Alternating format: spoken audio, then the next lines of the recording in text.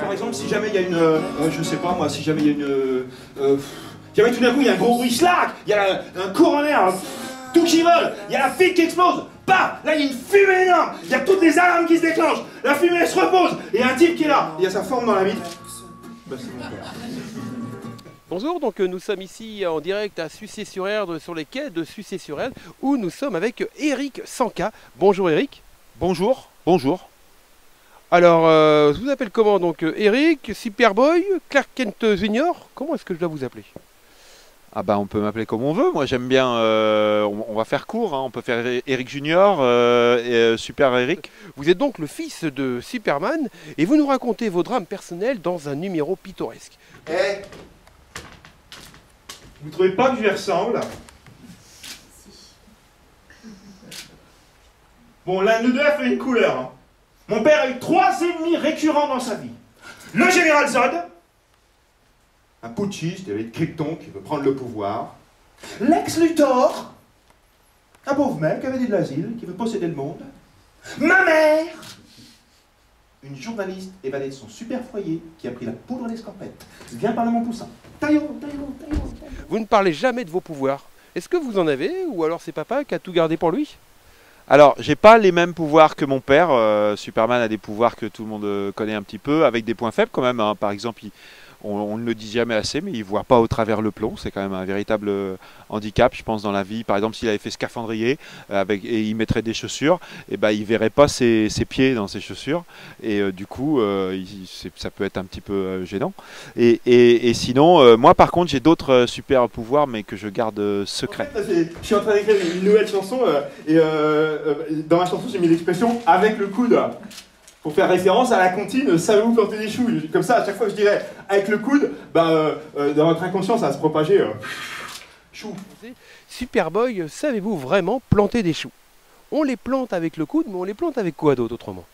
Alors, savez-vous planter des choux, c'est une comptine que tout le monde connaît, c'est universel. Je m'en suis aperçu en faisant mon récital, hein, vraiment. Et là, vraiment, c'était une grande joie de découvrir que tout le monde connaissait savez-vous planter des choux. Mais en fait, les gens connaissent la chanson, mais effectivement, ils savent pas du tout comment on les plante. Alors, il y a une rime, et à un moment, tac, il y a une cassure de rime. Ça fait n'espérez pas me convertir, me concilier sans m'avertir. Si vous pensez me posséder, vous vous plantez avec le coude.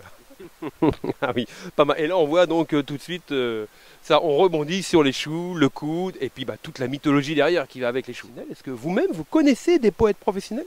Je veux dire, à part Arthur Rimbaud, bien sûr. Bah, Arthur Rimbaud, c'est le plus connu, hein, c'est sûr, parce que j'ai l'occasion de citer Guy de Monaco, mais il faisait des nouvelles. En passant assez souvent, mais d'autres poètes professionnels. Alors je connais pas toute la poésie professionnelle parce que le problème du poète professionnel, c'est que si on veut écrire des poèmes vraiment qui touchent les gens, il faut être centré sur soi. Donc j'évite au maximum de m'intéresser aux autres pour vraiment m'intéresser à moi. N'espérez pas me convertir, me concilier sans m'avertir. Si vous pensez me posséder, vous plantez avec le coude. Je suis mentalement indisponible et physiquement indissociable. Socialement indiscipliné, mais cliniquement incomprimé. Alors je sais que, comme je dis, je reproche à mon père qu'il ne sait même pas que ça existe des poètes et tout. Moi je sais que ça existe, hein. Il y a des poètes, je veux dire, il y a même des poètes people, hein, je veux dire, voilà.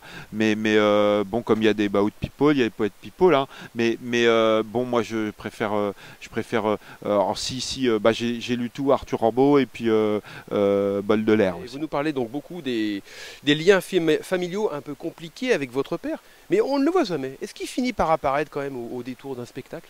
Bah, moi je le vois pour des repas de famille. Mais il passe super vite parce qu'en général on n'a pas le temps de finir la phrase qu'il est déjà parti parce qu'il est énormément appelé. Avant on le voyait un peu plus le soir à la maison, mais maintenant avec les portables on l'appelle à n'importe quelle heure. Alors que normalement c'est Batman qui fait les nuits, mais du coup il faut qu'il intervienne tout le temps et donc c'est pas toujours évident de le voir. Mais je le vois passer. Alors j'ai la voix qui porte, c'est mon côté kryptonien. Du coup il me fait signe avant de casser la gueule à Lex Luthor, mais voilà. D'accord. Vous parlez beaucoup quand même des côtés négatifs de vos relations avec votre père. Est-ce à dire qu'il n'y a pas de bon côté entre le fils et le père? Bah, c'est-à-dire que moi, il dit que tout ce que je fais, c'est nul. Alors, ça me facilite pas le travail. Puis tous les gens disent que lui, ce qu'il fait, c'est bien. Je voulais quand même rappeler qu'il lui a fallu, il a quand même appris le savoir de 28 galaxies et ça pendant 12 ans, hein, je veux dire. Et on le voit très très bien dans les films d'archives de la Warner Bros Pictures. C'est très bien expliqué, notamment dans le premier film. Alors le premier, c'est celui de 79 parce qu'il y en a eu d'autres avant, mais le premier a été fait après ceux qui étaient avant. Donc le premier, c'est celui-là. Et donc en fait, mine de rien, lui, ce que je voulais dire, c'est que on voit il a fait tout ça d'études et au final, pourquoi pour aider un chat à descendre d'un arbre pour faire plaisir à une petite fille. Donc c'est pas non plus unanime. Mon père me disait toujours qu'il n'avait pas les moyens de mes ambitions. M'aider à devenir poète professionnel, ça n'était absolument pas à sa portée. Quand vous dites mon père n'avait pas les moyens de mes ambitions, vous parlez de votre ambition d'être poète professionnel ou il y en a d'autres? Bah, c'est-à-dire qu'on oublie cette facette, j'en parle beaucoup à cette occasion sur Superboy, mais qu'est-ce que c'était la question? Mon père n'avait pas les moyens de mes ambitions. Alors, vous parlez de votre ambition de poète. C'est ça. Non, c'est que j'en parle, c'est que en fait, on le sait pas tellement, mais Superman, pardon, il est bénévole.